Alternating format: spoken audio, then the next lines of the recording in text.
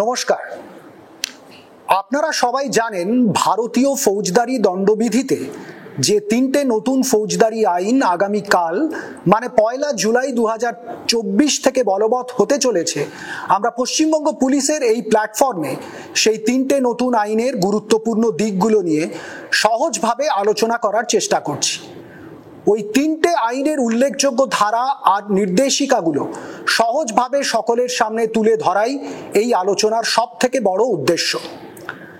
অপরাধীকে গ্রেপ্তার, হেফাজতে নেওয়া বা হেফাজতে থাকার সময় হ্যান্ডকাফ ব্যবহারের জন্য বেশ কিছু নতুন নিয়ম বা নির্দেশিকা নতুন চালু হওয়া বিএনএসএস এ পরিষ্কার করে দেওয়া হয়েছে।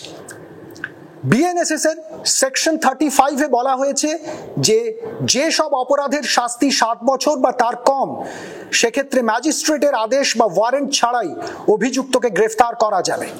কিন্তু অ্যারেস্ট করা বা না করার সিদ্ধান্ত আইও বা তদন্তকারী অফিসারকেই নিতে হবে এবং সেই সিদ্ধান্ত নেবার পেছনে কি কারণ আছে তা অবশ্যই রেকর্ড করে রাখতে হবে। যদি আইও অ্যারেস্ট না করার সিদ্ধান্ত নেন তাহলে তিনি অভিযুক্তকে একটি নোটিশ পাঠিয়ে হাজিরা দিতে বলবেন, আর সেই নোটিশ অভিযুক্ত অগ্রাহ্য করলে আইও তাকে গ্রেফতার করবে।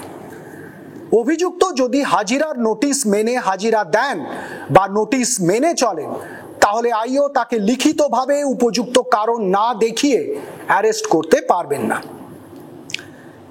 এছাড়া সেকশন 35 এর অন্য আরো ধারায় বলা হয়েছে যে সব অপরাধের শাস্তি 7 বছরের বেশি বা মৃত্যুদণ্ড, সেই সব অপরাধে অভিযুক্ত বা যারা প্রোক্লেমড অফেন্ডার বা যে অভিযুক্তের কাছে চোরাই মাল পাওয়া গেছে বা যারা পুলিশকে লফুল ডিউটির সময় বাধা দিয়েছে বা পুলিশের হেফাজত থেকে পালাবার চেষ্টা করেছে বা আরো বেশ কিছু কঠিন অপরাধে অভিযুক্তের ক্ষেত্রে আইও তাদের গ্রেফতার না করার সিদ্ধান্ত নিলে তার উপযুক্ত কারণ অবশ্যই রেকর্ড করে রাখতে হবে। আরেকটা খুব গুরুত্বপূর্ণ নির্দেশিকা সেকশন 35(7) এ বলা আছে, যেটা সমস্ত পুলিশ অফিসারকে অবশ্যই মেনে চলতে হবে। যে সব অপরাধের ক্ষেত্রে শাস্তি 3 বছরের কম, সেসব অপরাধে অভিযুক্ত বা যেসব ক্ষেত্রে অভিযুক্তের বয়স 60-এর বেশি বা অভিযুক্তের শারীরিক অক্ষমতা আছে, সেসব ক্ষেত্রে অভিযুক্তকে গ্রেফতার করার আগে আইওকে অবশ্যই ডিএসপি বা তার উচ্চ পদমর্যাদার কোনো অফিসারের অনুমতি নিতে হবে।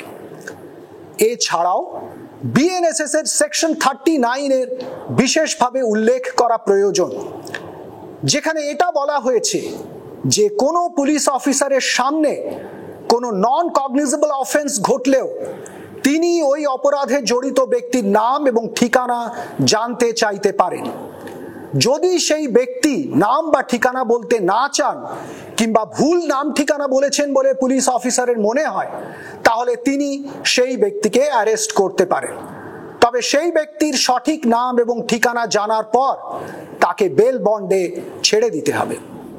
অভিযুক্ত বা আসামিকে গ্রেফতারের পর পুলিশের হেফাজতে হাতকড়া ব্যবহার করা যাবে কিনা সে বিষয়ে অনেকেরই মনে প্রশ্ন আছে।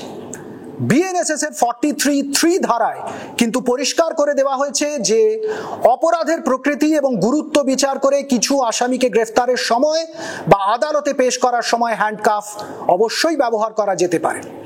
হ্যাবিচুয়াল অফেন্ডার বা যাদের চলতি ভাষায় দাগি আসামি বলা হয়ে থাকে বা যারা আগে পুলিশের হেফাজত থেকে পালিয়ে গিয়েছিল বা যারা খুন, ধর্ষণ, সংগঠিত অপরাধ বা অর্গানাইজড ক্রাইম, উগ্রপন্থা বা টেরোরিজম, বেআইনি অস্ত্রের কারবার ইত্যাদি 11 রকমের ভয়ঙ্কর অপরাধে অভিযুক্ত, তাদের ক্ষেত্রে পুলিশ প্রয়োজন মনে করলে হ্যান্ডকাফের ব্যবহার করতে পারবে। অভিযুক্তের পুলিশ রিমান্ড বা পুলিশ হেফাজতের বিষয়েও বিএনএসএস কিছু উল্লেখযোগ্য পরিবর্তন নিয়ে এসেছে। সিআরপিসির ধারা অনুযায়ী কোনো অভিযুক্তের পুলিশ হেফাজত থেকে জেল হেফাজত হয়ে গেলে আর সেই অপরাধের জন্য তাকে পুলিশ হেফাজতে নেবার কোনো উপায় ছিল না। পরবর্তীকালে তদন্তে কোনো নতুন তথ্য উঠে এলেও ওই অপরাধে অভিযুক্তকে জেল হেফাজত থেকে পুলিশ হেফাজতে নিয়ে আসার কোনো উপায় না থাকা তদন্তের কাজে একটা বড় বাধা ছিল। বিএনএসএস এর সেকশন 187 অনুযায়ী কিন্তু কোনো অভিযুক্ত পুলিশ হেফাজত থেকে আদালতের নির্দেশে জেল হেফাজতে চলে গেলেও পরবর্তীকালে তদন্তের স্বার্থে তার পুলিশ হেফাজতের আবেদন করা যাবে। এই হেফাজতের আবেদন কিন্তু গ্রেফতারের পরে অপরাধের গুরুত্ব অনুযায়ী প্রথম 40 বা 60 দিনের মধ্যে এক বা একাধিকবার করা যেতে পারে। তবে এক্ষেত্রেও সব মিলিয়ে অভিযুক্তের পুলিশ হেফাজতের সময়সীমা 15 দিনই রাখা হয়েছে। আপনাদের সকলকে ধন্যবাদ। সবাই ভালো থাকুন, সুরক্ষিত থাকুন।